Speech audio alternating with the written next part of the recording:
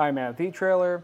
If you have a 2022 Toyota 4Runner and you're looking for something to get you through those moderate snow and ice conditions, and it's going to be pretty easy to tension down if you have one of those larger types of chains, then the Glacier Chains tire chains with the cams and twist links are going to be a great option for you. So let's check it out. Now we are going to have this on tire size 265/70R17.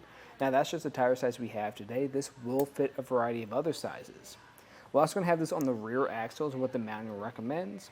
And if you're not sure if this is going to fit your vehicle, you can actually plug in your information into our fit guide to find the right one for you. So let's take a closer look at these chains. These are going to be constructed from a low carbon steel, so they are going to be made from a softer material, but that's also going to lend to them giving you a smoother ride overall. And with this twist link design, that is designed to help bite through snow and ice. Maybe not as much as some square link ones out there, but it also will be a smoother ride, like I said earlier. And this will be pretty low profile to our tires. It's not going to stick up too high, which will leave us plenty of space to sit behind our suspension. We're also going to have a ladder pattern design, and that ladder pattern design is going to help us get more traction when we're stopping and starting. Now, when I was saying earlier why these are going to be great for tensioning or a little bit easier to do, and that's going to be because we have these cams. Cams are great because they're going to take out a lot of that slack that you get in your chains, especially with these larger type of links like this. A lot of them don't have really great tensioners. Like, to really show you what I mean, if you look at the bottom, you'll notice all we have down here is just this hook. So if we were trying to tighten this down all the way with just this hook, this would be extremely difficult. However, I still recommend using a rubber tensioner, because while this is pretty tight, just as it is, if you're driving around, what happens a lot of the times is your chains are going to shift. And once they shift, they usually loosen up. And what this tensioner is going to do is constantly apply tension to your chains so they don't loosen up too much and make contact with anything important. Now, this isn't going to come with your kit, so you have to invest in one of these separately, and we have plenty of them on our website if you don't already own one. Now, what you're going to get with the kit, you're going to get this light duty bag, 2 chains, and this key to tighten them down. And honestly, I'm not a super big fan of this bag just because how lightweight it is. After a few uses, it's probably going to start to deteriorate. So what I'd recommend doing is just storing your chains in a tote. In my opinion, I think this is a pretty solid choice for a chain.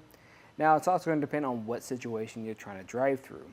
So if you're sticking to the moderate situations of snow and ice, which these are designed for, I think another one to look into would be the Titan Chain Assisted Tension Tire Chain. And why that's great is because it's sort of going to have a built-in tensioner, so it's going to give you more peace of mind, get you through those moderate snow and ice conditions, and you don't have to get underneath your vehicle to install it. And while we do have a lot of space underneath the 4Runner, if you have a lot of snow under there, it's still going to be pretty difficult. Now, if you don't mind getting underneath your vehicle and you are going through those more extreme situations, I'd recommend checking out the P-Wag Titan chains, because they're going to have some pretty large square links that have a lot of bite to them. But I think this is a good in-between if you're looking for something a little bit more affordable and you're looking for just those moderate snow and ice conditions. Now, if you are curious to see what this process looks like, just stay tuned and we'll walk you through it. At the beginning of installation, I recommend grabbing some gloves, just make this a lot easier. And we're going to look over a few things on our chains when we have them all laid out. And what we're mainly looking for is to make sure we don't have any damage to them. We're checking those welds, making sure we don't have any major dents to them. This looks pretty good. We also want to make sure this is in the right orientation. So this hook, we want to be facing up.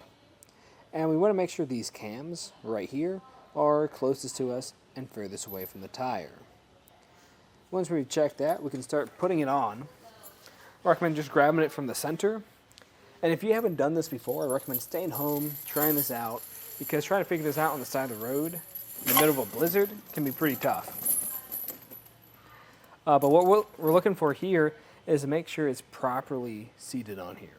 So we want to make sure it's not hanging too low. We just want to make contact with your rim. We want to try to get this centered up as much as possible. And sometimes it might tangle up here on the sides. We'll just fix that up.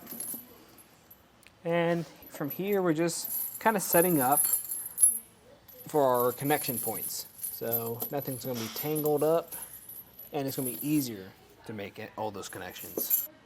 And speaking of those connections, what we're going to do then, we're going to start with the back.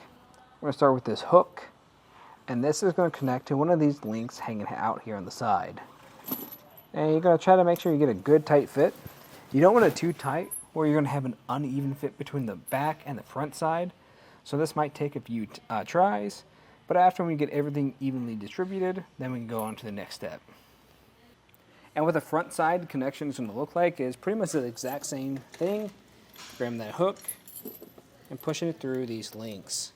Try to make sure it's tight as possible. And then what that next step is going to look like is just us checking our fit, making sure this feels pretty tight.